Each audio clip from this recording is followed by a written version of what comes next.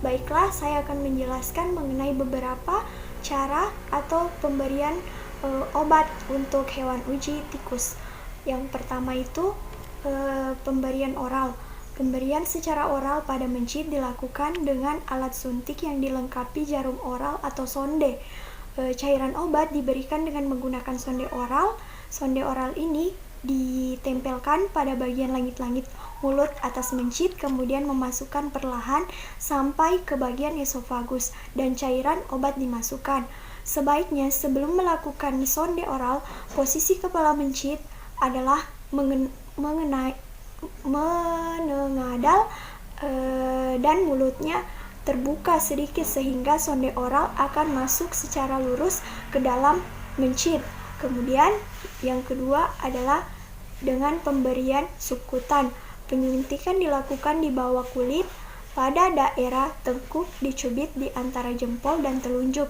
Bersihkan area kulit dengan menggunakan alkohol dan kapas. Kemudian masukkan obat dengan menggunakan alat suntik 1 mili secara paralel dari arah depan menembus kulit. Kemudian pemberian obat ini berhasil jika jarum suntik telah melewati kulit dan pada saat alat suntik ditekan, cairan yang berada di dalamnya dengan cepat masuk ke daerah bawah kulit tanpa tersisa sedikit pun.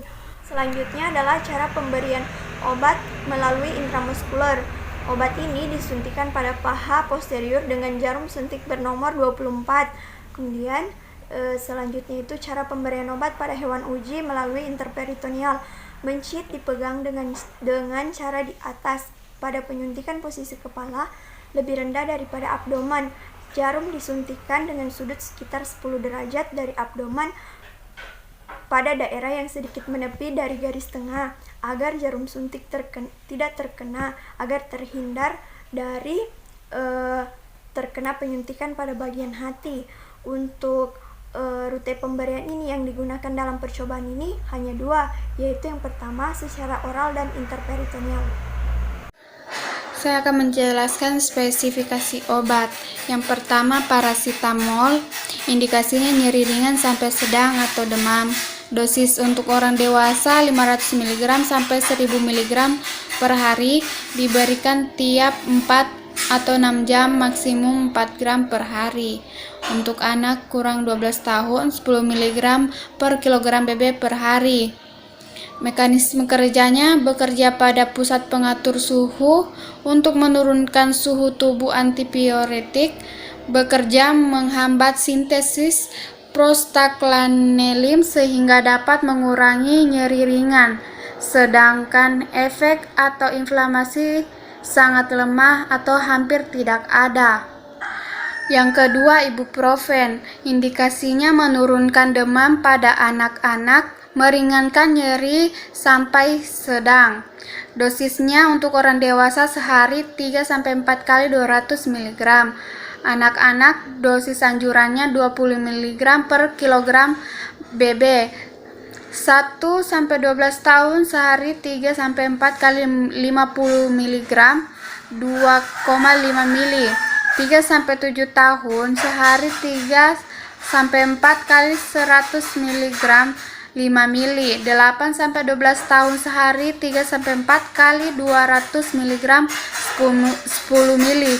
Harus diminum setelah makan. Mekanisme kerjanya merupakan obat antiinflamasi non-steroid. Bekerja dengan cara menghambat sintesis prostaglandin dengan hambatan sintesis prostaglandin dengan hambatan pada enzim siklogenase sehingga konversi asam arakidanol menjadi P66.2 terganggu. Acetosal. Dosisnya untuk orang dewasa PO-nya 325 mg per hari. Rasa sakit dan peradangan yang berhubungan dengan otak, muskular, karena dan pengaku gabungan. Mekanisme kerjanya, aspirin adalah analgesik atau anti peradangan dan antipiretik, menghambat siklogenase yang bertanggung jawab atas sintesis prostaglandin dan trombosan itu juga menghambat trombosin.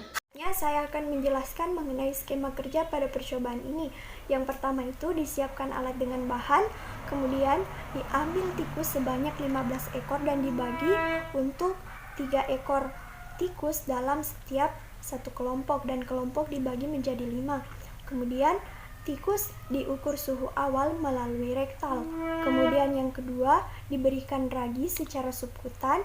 Setelah itu ditunggu sampai 5 menit dan diukur suhu melalui rektal. Rute pemberian di sini ada 2. Yang pertama rute pemberian IP interperitoneal dan rute pemberian oral. Untuk obat rute pemberian interperitoneal itu adalah NaCl fisiologis. Kemudian rute pemberian oral itu ada NaCMC, paracetamol, ibuprofen, dan aspirin. Kemudian setelah itu diukur suhu pada menit ke-5, 10, 15, 20, 25, dan 30 setelah perlakuan. Kemudian setelah itu kita amati suhu tubuh dan terakhir adalah didokumentasikan.